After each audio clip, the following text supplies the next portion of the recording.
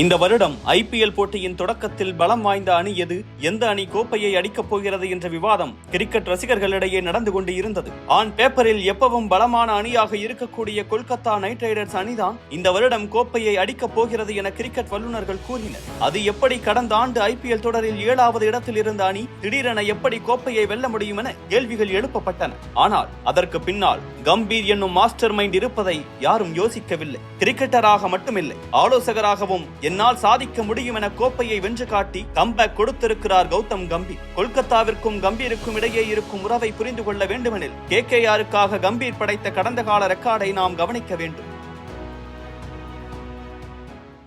டெல்லியில் பிறந்த கௌதம் கம்பீர் இளம் வயது முதலே தனது மாமா வீட்டில் தான் வசித்து வந்தார். அவர்தான் கம்பீருக்கு வழிகாட்டியாக இருந்தார். கிரிக்கெட் விளையாடுவது, வீட்டிற்கு வந்து டிவியில் கிரிக்கெட் பார்ப்பது ஆகியவைதான் கம்பீரின் ஒரே பொழுதுபோக்கு. டெல்லியில் உள்ள லால் பகதூர் சாஸ்திரி அகாடமியில் சேர்ந்து பயிற்சி பெற்றார் கம்பீர். அங்கு சிறப்பாக விளையாடியதை தொடர்ந்து டெல்லி அணிக்காக ஏஜ் குரூப் கிரிக்கெட் விளையாடினார். அடுத்து இந்திய அணிக்காக அண்டர் 19 போட்டியிலே சிறப்பாக விளையாடிய போதும் உலக கோப்பைக்கான அண்டர் 19 அணிக்கு தேர்வு செய்யப்படவில்லை. அவர் ரஞ்சி கோப்பை தொடரில் டெல்லி அணிக்காக விளையாடிய போது 2வது போட்டியிலே 83 ரன்கள் அடித்தும் அடுத்தடுத்த போட்டிகளில் அணியில் விளையாட வாய்ப்புகள் கொடுக்கப்படவில்லை. இதனால் கிரிக்கெட்டை ரசித்து விளையாடும் வயதிலே கம்பீருக்கு ஒரு இன்செக்யூரிட்டியும் கிரிக்கெட்டை சீரியஸாகவே அணுகும் போக்கும் உருவாகியது. ஒரு போட்டியில் நன்றாக விளையாடவில்லை என்றால் தன் இடம் பறிபோகும் என நினைத்து விளையாடும் போது எப்போதும் இறுக்கமாகவே காணப்பட்டார். இந்திய அணியில் இடம்பெற வேண்டும் என கடினமாக பயிற்சி பெற தொடங்கினார். அவருக்கு அவ்வளவு எளிதாக இந்திய அணியில் இடம் கிடைக்கவில்லை. 2002ஆம் ஆண்டு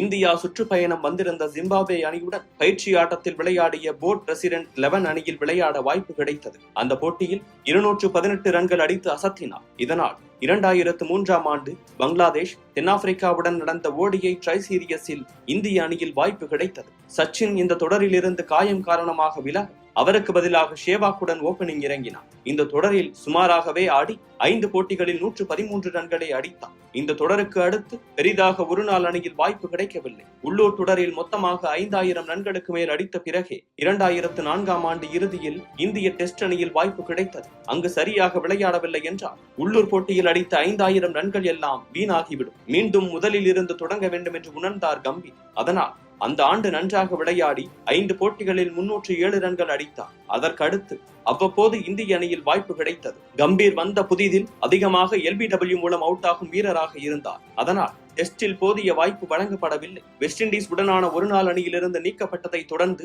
2007 ஒரு நாள் உலகக்கோப்பைக்கான இந்திய அணியிலும் இடம் கிடைக்கவில்லை. இந்த நாட்களில் மிகவும் வேதனையுடனே இருந்தார். கிரிக்கெட் பயிற்சியில் கவனம் செலுத்த முடியவில்லை. இதற்கு மேல் விளையாட வேண்டாம் என ஒருபுறம் தோன்றினாலும் தனக்கு இருக்கும் ஒரு ஆப்ஷன் கிரிக்கெட் தான் என்பதையும் உணர்ந்தார். இந்த காலகட்டம் தான் அவரை மனதளவில் பலமாக்கியது. நீ அணிக்கு மிகவும் முக்கியம்.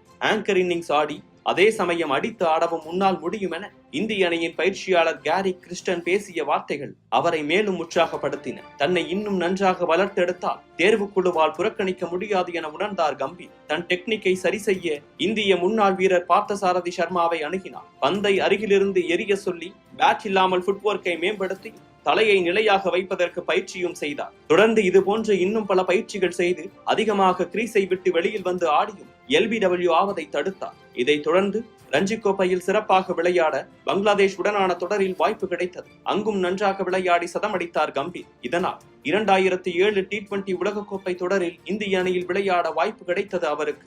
கம்பீர் இந்த தொடர் முழுவதுமே சிறப்பாக விளையாட இறுதிப் போட்டிக்கு தகுதி பெற்றது இந்தியா. இறுதிப் போட்டியில் சிறப்பாக ஆடி 75 ரன்கள் அடித்து முதல் T20 கோப்பையை இந்தியா வெல்ல பெரிதும் உதவினார் அவர். இந்த தொடரில் இந்திய அணிக்காக அதிக ரன் அடித்த வீரர் கம்பீர் தான். இதற்கு அடுத்து இந்திய டெஸ்ட் மற்றும் ஒரு நாள் அணியில் தொடர்ந்து இடம் பிடித்தார். 2008ஆம் ஆண்டு இலங்கையுடனான டெஸ்ட் தொடரில் 3 அரை சதம் அடிக்க இவருக்கு அரை சதத்தை சதமாக கன்வெர்ட் செய்ய தெரியாது என விமர்சனங்கள் எழுந்தன. அடுத்து ஆஸ்திரேலியாவுடன் இந்தியா 4 போட்டிகள் கொண்ட டெஸ்ட் தொடரை விளையாடியது. மொகாலியில் நடந்த டெஸ்ட் போட்டியில் வாட்சன் நெஞ்சில் முழங்கையை வைத்து கம்பீர் தள்ளி சர்ச்சையானது. அந்த போட்டியின் முதல் இன்னிங்ஸிலும் அரை சதம் அடித்து 67 ரன்களுக்கு அவுட் ஆனார் கம்பீர். தன்னாலும் சதம் அடிக்க முடியும் என நிரூபிக்கும் விதமாக 2வது இன்னிங்ஸில் சிறப்பாக ஆடி 104 ரன்களும் அடுத்த டெஸ்டின் முதல் இன்னிங்ஸில் 206 ரன்னும் அடித்து அசத்தினார். ஆனால் வாட்சனுடன் நடந்த மோதலால் 4வது டெஸ்ட் ஆட தடை விதிக்கப்பட்டது. அந்த தொடரில் 3 போட்டியில் 463 ரன்கள் அடித்து அசத்தினார். 2009ஆம் ஆண்டு நியூசிலாந்துடன் டெஸ்ட் போட்டியை விளையாடியது இந்திய அணி.